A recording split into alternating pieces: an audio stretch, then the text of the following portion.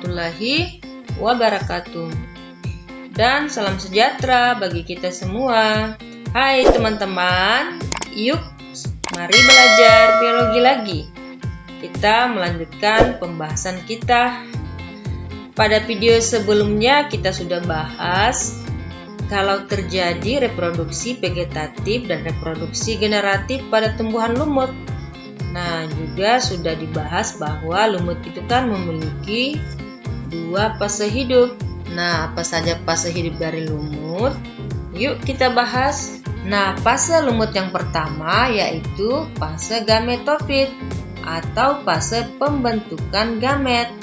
Artinya pada fase ini terbentuk sel telur dan juga spermatozoid ya, yang juga merupakan sel kelamin pada lumut. Kemudian fase yang kedua adalah fase sporofit atau fase pembentukan spora.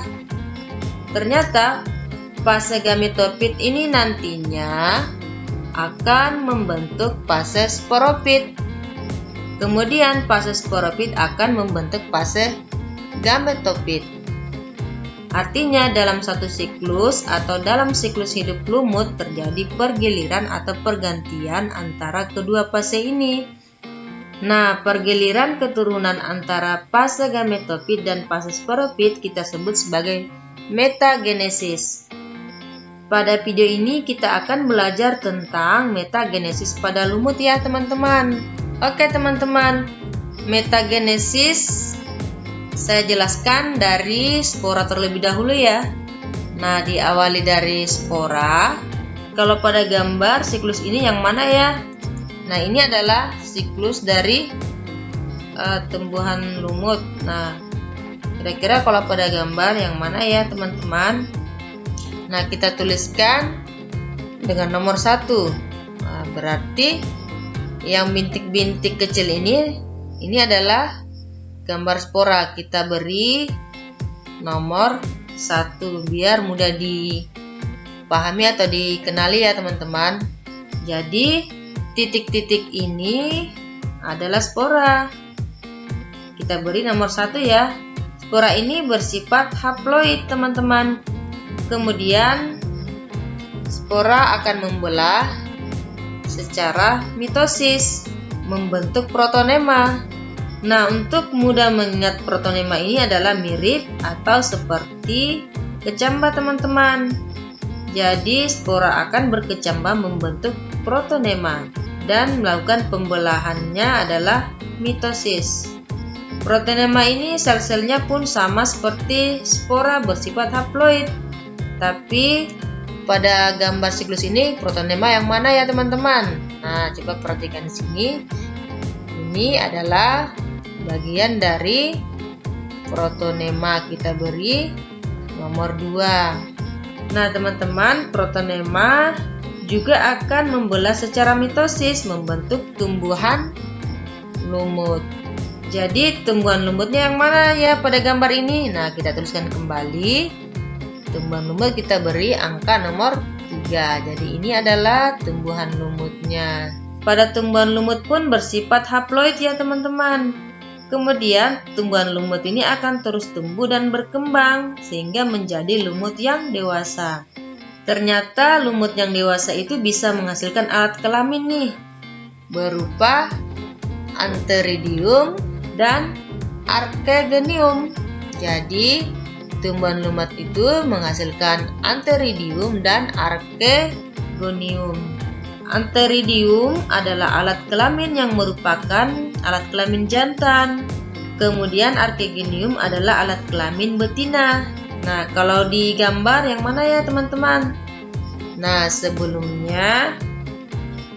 kita tuliskan atau tunjukkan yang mana antheridium dan mana archegonium, pada gambar saya tambahkan dulu penjelasannya ya teman-teman.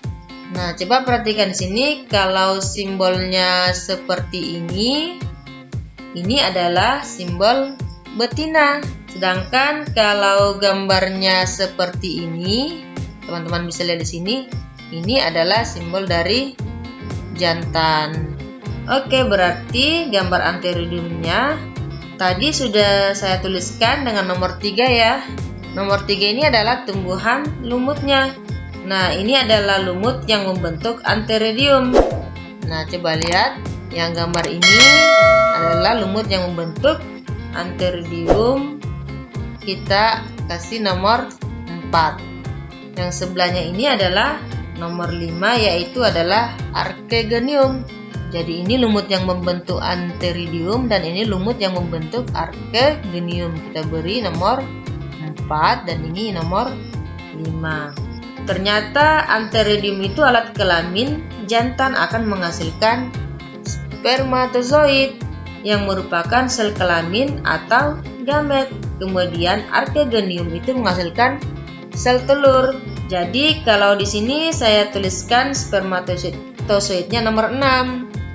Nah, kita tuliskan yang ini adalah spermatozoidnya, kita beri nomor 6. Kemudian yang di dalam sini, coba teman-teman perhatikan yang di dalam sini, ini adalah sel telurnya. Jadi teman-teman perhatikan, yang ini adalah spermatozoid, yang di dalam sini adalah sel telurnya. Ini saya tuliskan nomor 7 ya. Perhatikan ya teman-teman, ini ada anak panah dari sini ke sel telur. Nah, itu adalah spermatozoid yang sedang mencari atau mendekati sel telur nih. Dia bergerak mendekati sel telur.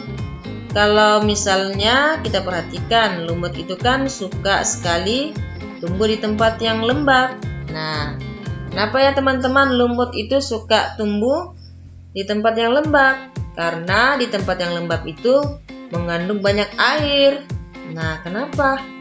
Air itu kan digunakan sebagai media pergerakan sperma agar bisa berenang atau bergerak menuju sel telur.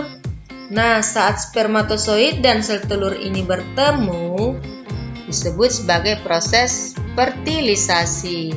Lihat, spermatozoid dan sel telur bertemu, maka terjadi proses pembuahan atau fertilisasi. Fertilisasi antara spermatozoid dan sel telur ini ternyata dia menghasilkan zigot. Jadi ingat teman-teman ya, fertilisasi antara spermatozoid dan sel telur itu akan menghasilkan zigot. Ingat ya, kalau sel gamet itu pasti sifatnya haploid. Jadi kalau misalnya spermatozoid haploid dan sel telur haploid dan menghasilkan zigot, berarti zigotnya bersifat diploid. Nah, pada gambar kita tuliskan dengan nomor 8-nya. Ya, yang mana ya zigot di sini? Coba perhatikan. Ini adalah zigotnya. Kita tuliskan dengan angka nomor 8 begitu. Nah, sampai di sini mudah-mudahan teman-teman sudah paham ya. Oke, teman-teman, tadi kan zigot sifatnya diploid ya. Kemudian zigot akan berkembang menjadi embrio dan membentuk sporopit. Nah, sporopitnya berupa sporogonium. Di dalam sporogonium itu terdapat kotak spora, namanya adalah, oh iya teman-teman, kita tuliskan dulu nih yang mana sporogonium itu. Nah, coba perhatikan di sini. Ini kita kasih nomor 9, itu adalah gambar dari sporogonium. Yang kecil-kecil ini, yang kecoklatan ini adalah sporogonium. Dan di dalam sporogonium ini ada kotak spora, namanya sporangium. Ingat, di dalam sporogonium ada kotak spora, namanya sporangium. Nah, baik zigot, sporogonium, dan sporangium, sel-sel tubuhnya sifatnya adalah diploid ya teman-teman. Kemudian di dalam sporangium kita bisa menemukan sel induk spora yang bersifat diploid. Kemudian sel induk spora ini ternyata akan melakukan pembelahan secara meiosis.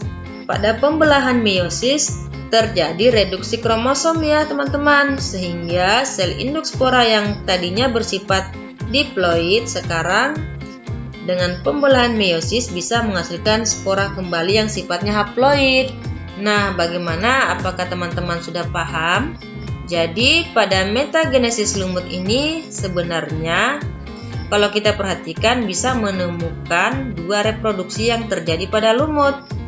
Yang pertama, reproduksi vegetatif menggunakan spora. Nah, spora adalah salah satu alat perkembangbiakan vegetatif yang dihasilkan dari pembelahan sel induk spora. Jadi, teman-teman lihat di sini. Nah, spora yang ini adalah perkembangbiakan vegetatif pada lumut. Lalu, mana ya perkembangbiakan generatifnya? Perkembangbiakan generatif kan itu melibatkan sel kelamin, yaitu terjadi peleburan atau fertilisasi. Berarti jadi part atau bagian dari reproduksi generatifnya ada di sini ya teman-teman. Karena reproduksi generatif itu melibatkan sel kelamin. Nah, begitu ya teman-teman. Nah, di sini maksud saya di sini terjadi reproduksi generatifnya. Nah, mudah-mudahan teman bisa memahami ya. Saat terjadi fertilisasi, berarti disitulah terbentuk proses reproduksi generatifnya. Nah, teman-teman, tumbuhan lumut yang sering kita lihat itu berada pada fase apa ya? Fase gametofit. Berarti kalau kita tuliskan di sini ya teman-teman, terjadi fase gametofitnya karena bisa menghasilkan gamet. Jadi sel telur di sini biar diingat, tadi tumbuhan lumut yang kita lihat itu berada pada fase gametofit. Nah, kita tuliskan seperti ini, tumbuhan lumut berada pada fase gametofit. Nah, pada siklus hidup lumut ternyata fase gametofit itu lebih dominan atau lebih lama dibandingkan fase sporofitnya. Ya, kita tuliskan kembali. Jadi pada metagenesis lumut ternyata fase gametofit itu lebih dominan dibandingkan fase sporofitnya ya.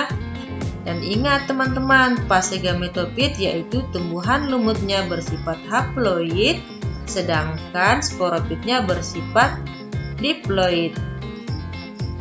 Nah, sekarang kita simpulkan ya teman-teman. Nah, kesimpulan pada pembelajaran kali ini adalah metagenesis merupakan pergiliran keturunan antara fase gametofit dan fase sporofit. Kemudian fase gametofit itu lebih dominan daripada fase sporofit pada metagenesis lumut. Nah, teman-teman, paku kan sama-sama spora seperti lumut, berarti paku juga melakukan metagenesis. Kira-kira metagenesis paku dan lumut sama atau tidak ya? Dan bagaimana proses metagenesis pada paku? Nah, untuk menjawab metagenesis paku itu seperti apa, kita pelajari pada video selanjutnya ya. Nah, teman-teman, jangan kemana-mana, nantikan video selanjutnya. Oke teman-teman, sampai jumpa. Terima kasih ya sudah menonton video ini. Mudah-mudahan video ini bisa bermanfaat dan bisa mudah dipahami. Terima kasih. Wassalamualaikum warahmatullahi wabarakatuh. See you.